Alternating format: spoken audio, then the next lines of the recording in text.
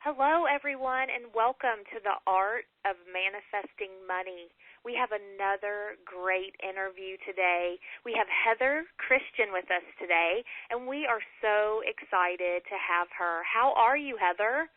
Oh, I am so thrilled to be here. We're going to have so much fun today. Thank you so much for inviting me, Anna. Oh, it is a pleasure, an honor, and I'm so excited for you to talk about how and what you have going on in your tribe, and let our, listeners know what can they do to get going and just, let go and enjoy their life, and just tell us all about what you've done in order to get where you're at, and we'll just go from there. Awesome. Well, this is really the big question when we talk about the art of manifesting money, and I was tuning in to this conversation before we dialed in, and it's really about the art of knowing yourself and knowing what your destiny is and following the signs that lead you forward. And we know that when we really know who we are and we live, and our intention is to be of service and to live our highest path, money flows to us. And that was a huge aha for me. I spent the majority of my life, the first 30 years of my life, living in poverty consciousness. I was raised in poverty.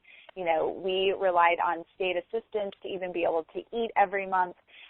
We really, really struggled. And so I took that poverty consciousness into my adult life.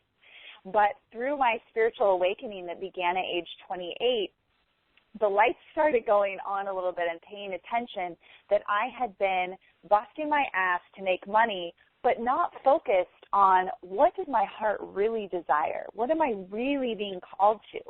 And it was only when I began to live my life from a spirit-led perspective, meaning that I let that deeper call within me guide me and let my connection to higher power energy, whatever you want to call that, lead me forward. It was only then that my income began to double each year as I became more and more attuned. I've spent over 10,000 hours learning about energy and spirit and really dedicating my life to that. And I had a huge learning curve even when I hit my first six figures, and noticing the pressure that came up from that, and that folks would come to me and go, okay, when are you going to make $7 and when are you going to be a millionaire? And exactly. it really made me stop and get even more clear along the way that it is about following that deeper call. It is not about how do I get money? It's really the art of manifesting money is about the art of living who we really are, and then we're living like this magnificent life, and we're living in wealth. And that's really what I know you get and what your listeners are feeling called to, and what my journey has been about. And I've just so enjoyed sharing these principles and these tools with others, because we all need to know this. Right. And I love that your book, A Life of Magic, goes into that consciousness and the steps into greater wealth consciousness. And it's not about money. It is whatever your heart's desire, and that will come. Exactly right. And yes, in A Life of Magic, we get attuned to what is my true life of magic, what really feels abundant to me. One of my big insights, Anna, on this journey was, what makes me feel really wealthy is having a lot of spaciousness, not being scheduled. I, lived my life so heavily scheduled with work, with social obligations, with friends, family, romantic partner, and I was just running from one thing to the next, going. And that felt like scarcity consciousness. That felt like just trying to get it all done. And so one of the big shifts I made through the guidance that I received from higher consciousness that's shared in my book, A Life of Magic, is that what truly makes me feel wealthy is spaciousness. So I cleared out my calendar. Now I look at my calendar and I just have a few things that are scheduled, and the rest is spirit-led. And those things that I do have scheduled are things that are deeply important to me, that really matter, that allow me to be in service and to do what I love, like this interview, like having this conversation. Yeah, I totally am there 100%, being in the corporate world, always trying to meet obligations and totally being scheduled beyond the schedule and not even being able to keep up in the day and working 80 and 90-hour weeks and, just because I'm trying to get it all done. And at that time, that's what I thought it took. But once I got on my own, and now, even after, building my insurance firm, I was still in that state, but now being in a state of my journey is getting me to the point where you're at. That consciousness and having my schedule clear is so abundant to me. It is like, oh, my God, it's amazing. But it brings on the things that I need to do. Yeah, and it leaves us open to the magic, when we're so scheduled, like you were saying, and this is what we've been taught, that, this is how you live in wealth, is that you work nonstop, and that's how you get it. Of course, that's an old paradigm that we're all busting through, and summits like this allow more and more people to recognize that in truth, when we allow ourselves to be in that flexible, free state, then Spirit can bring to us, the universe can bring to us exactly what we need to step into the next evolution for ourselves. But when we're so scheduled, there's no room for that magic. And so we want to clear the deck so there's this spaciousness for us to live in that magic, because, that's where, that's where the juice is. That's where we're brought projects and opportunities, and we get to have experiences that we never could have planned for that end up being the best things that ever happened to us. I know that's been my experience time and time again. I love, love, love it. And that's the reason for us to get to everyone out there and our audience today that, we want to limit and cut down the time that it took us to get where we're at today. And it's, before I even thought of living a life that I have now, I was in that paradigm of I had to work, I had to keep doing what I'm doing, and I felt guilty if I even took 1 second for myself. Yeah. And now, through meditation and, yoga and nutrition and all the different things now that I've found a passion in that has helped me get to another level, it's a must. Every now and then I'm like, I get, you start thinking, oh, my God, but then I have to, set myself and say, no, this is the way it's supposed to be. Absolutely. And it's really important, too, to say that we all have fears and doubts come up. We all have, things that take us out, pull us out of our alignment. That's just part of the evolutionary journey that we're on.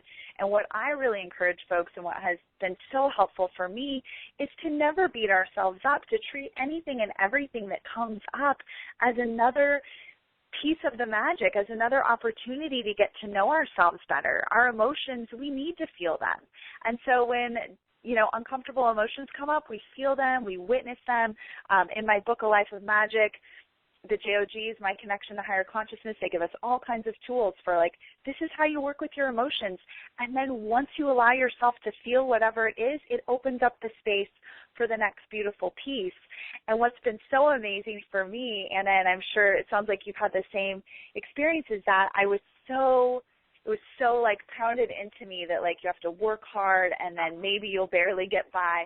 And what is actually true is that the more that we make our focus on our relationship with ourself and our relationship with Spirit, with higher consciousness, the more abundant, wealthy, and joyful and peaceful our life gets to be. And so it's really that commitment to ourselves and developing ourselves that is the actual work we're here to do. And then everything else is like icing on the cake. The job is not the focus. The making the money is not the focus. Developing our spirit is the focus. And then all of those, the money, the job, the love, everything all comes to us from there. Yes, that is everything in a nutshell, because that is the reason why I love everything that you always have to say, because it's true. And that's what I believe, and I've lived it, and I want everybody else to, just try it. Give it a test. Give it a test shot. I'm so with you. I'm so with you. It's like you were saying, and we were talking earlier before we started the interview, that it's like we want to get this out to as many people as possible, because I don't want anyone other than, what I've had to go through. I don't want more folks to have to suffer and go through, more drama before they get to this. I really feel like it doesn't have to be as bumpy of a ride as we often make it.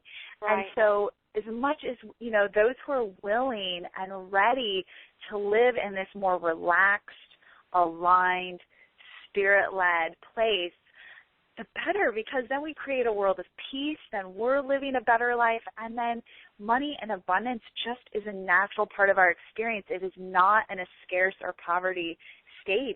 It's in an abundant state, and this is true for every human being on the planet. It's just not every human being on the planet is ready for this message.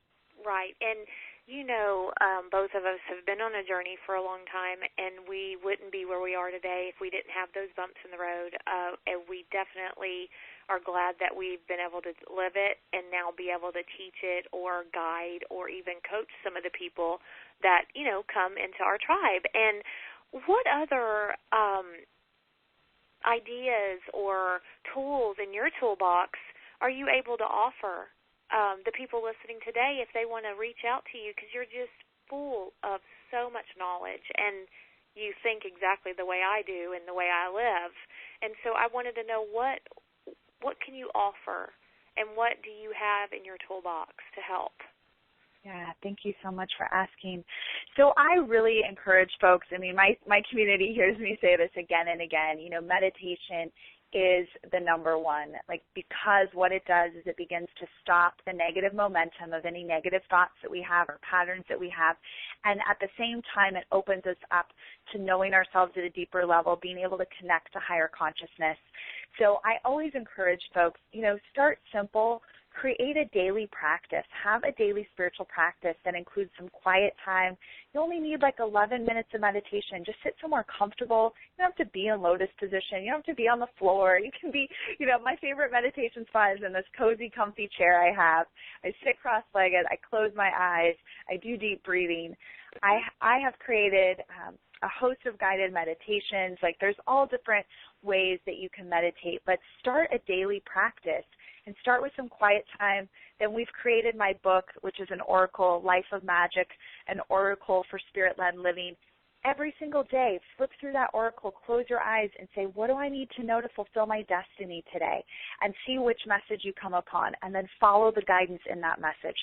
Literally, if you did those two things every day, your life would begin to transform. It really can be. You start there, and then you ask to be guided to the next piece and the next piece.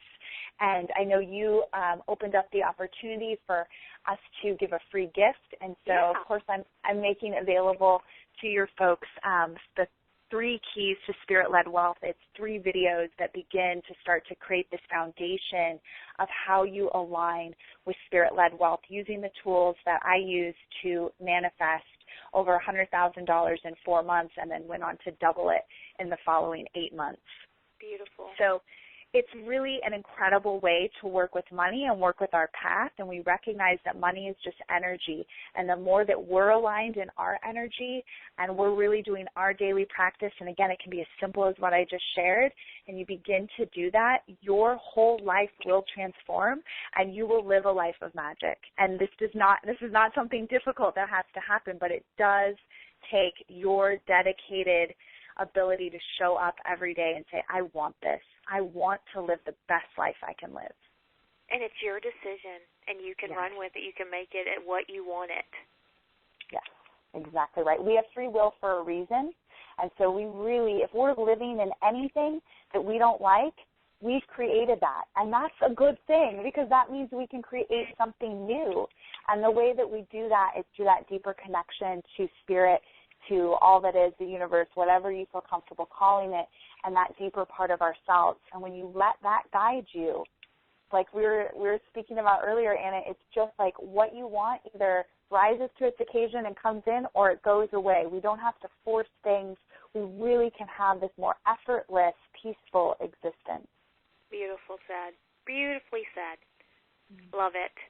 Well, we will have all of your information on our summit page, and everybody can check you out on www.heatherstrang, That's Heather, and then S as in Sam, T, R as in Robert, ANG.com.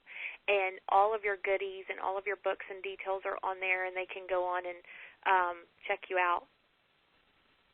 Awesome. So excited we've been able to have this conversation and share this wisdom. I know. We could stay on the phone for hours. Thank you so much, Heather. Thank you, Anna. Enjoy your day. You too.